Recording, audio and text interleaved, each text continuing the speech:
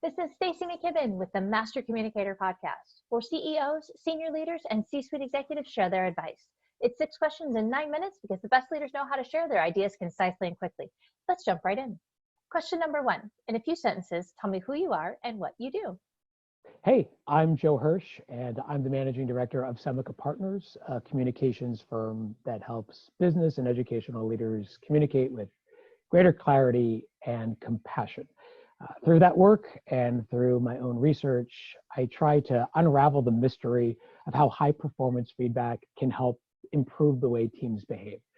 I wrote a book called The Feedback Fix. I'm a columnist for Inc., a TEDx and keynote speaker, father of 4, husband of 1. So a Last little I busy checked. then. Yeah. Yeah. So you have maybe 1 or 2 things on the agenda each day. Yeah, definitely kids first, kids and wife first, everything else second. That's perfect. Well, you have your priorities right. So that's great. Well, I'll look forward to hearing all your great insights. Question number 2. What's the best thing about leading people from your perspective? Ooh, I think it's giving people the confidence and the tools for them to lead themselves. I think leadership is best defined by what we do for people and not what we do to people.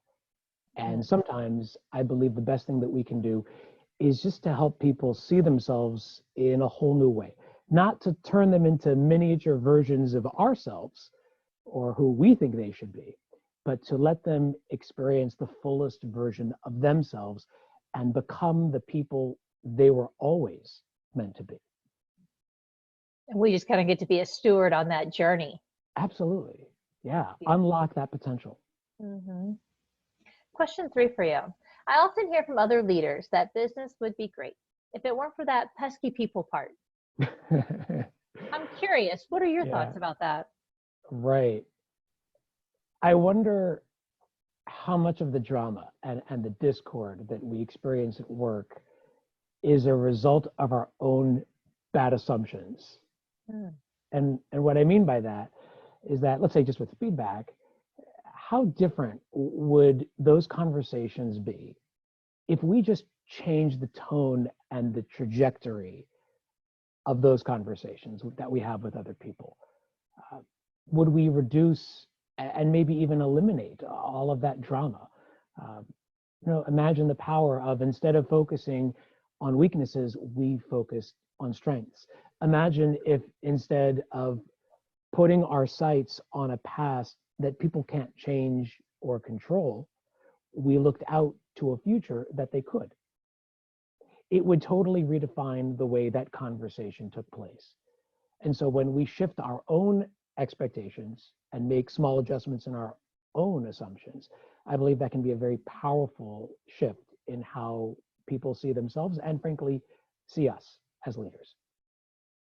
And then you almost prevent the pesky thing entirely, right? I mean, because you come in with a very different presupposition, if you will, to the conversation. Yeah, and instead of focusing on all the things that are wrong, you as the leader have an opportunity to help move that conversation and that attention to all the things that can go right. And it's got to even just feel better to focus on, kind of the strengths and, right? So you enter the conversation a little bit more excited than you would in the other scenario.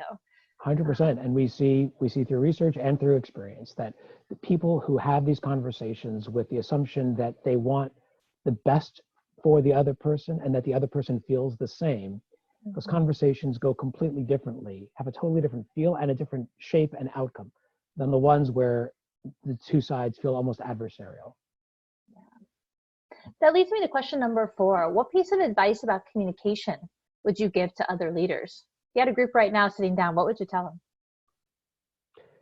Stay humble and be curious. And that's really 2 pieces of advice, but I think they're really intermeshed. Too often, I find that leaders are interested in tell and sell, when really a better approach would be listen and learn. And the difference between that is so fundamental and so impactful. It literally changes that dynamic of the conversation. When we operate with the assumption that we have something to learn from the other person, we will be very surprised by what we actually discover. We may get new information that hits our dashboards that changes the whole way we look at this person or at this situation. I talk about this sometimes in terms of the difference of being a window gazer and a mirror holder, right? So imagine you and me, Stacy, we were looking at a window, we're maybe gazing at the Palisades, and we're describing the scene below us. And you have one view. You say it's a beautiful day. There's bikers. It's fantastic. People are socially distancing. Everything is right in the world. And I look at and I say, no, they're too close. They're only 4 feet apart, and that person's not wearing a mask, and it's actually congested. It looks terrible. So you and I are looking at the same scene, but we're describing completely different things. And that's okay. You know, we're entitled to our own view. But in the context of communication, when you and I have different views of a situation, only one view is going to prevail. And that view belongs to the gazer, the person who holds the power and who holds the purse strings in some case, right? Mm-hmm. And so that is a recipe for bias, subjectivity, clouded judgment, and ultimately a feeling that you're being judged. And the conversation no longer feels like an exchange of ideas, but rather like a passing of judgment.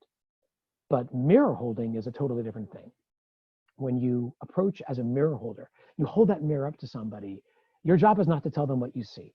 Your job is to help reflect back on something that they see, to enlarge their view of the picture, to diminish your own space and size, and to enlarge the space and size of someone else. And that's a powerful shift in how we have these conversations. Tell and sell means I'm interested in forcing my view on you. Listen and learn with this mirror holder approach is about provoking an insight. It's about me helping you uncover the information and the destiny that you were always meant to have. I could get lost in our conversation, so I have to be careful. Yeah, me too. What time is it? I know, exactly. That's amazing. So many things I wish I could unpack there. I'm going to have you back. We'll do a whole nother segment just to talk about so much of that. Would love it. What other successful business leaders like yourself should be on the show? Again, I'm thinking of like, who are the other Joe Hirsches out there, right? We know the Simon Sinek's, the Brene Browns, but where are the other Joes? Where are the folks that you're paying attention to? Who else should we be listening to? Well, I definitely don't count myself in his company, though I'm grateful for his support, and that's Marshall Goldsmith. Marshall was the first person to introduce me to the concept of feed forward, which is really the basis of the book, The Feedback Fix. And with his support, I unpacked the science and strategies of feed forward and came up with a framework that leaders at every level can use to create these healthier, happier, and more productive conversations. Marshall is in a class all by himself, and he would make great company for your audience. That's amazing. I actually know somebody who knows him.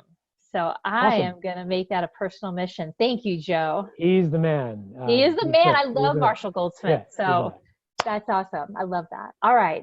In 1 minute, less than a minute if you could, tell us about your favorite boss or teacher. Who's really influenced you? First boss I ever had. I come from a learning and development background, and this boss did a lot of the things that we talked about today. He gave me space. He operated from a point of detached closeness, which to me is all about, being close enough to matter, but not mess things up. And helicoptering. Exactly, right. And he submarined, right? He came up just when he needed to, and otherwise stayed below the surface.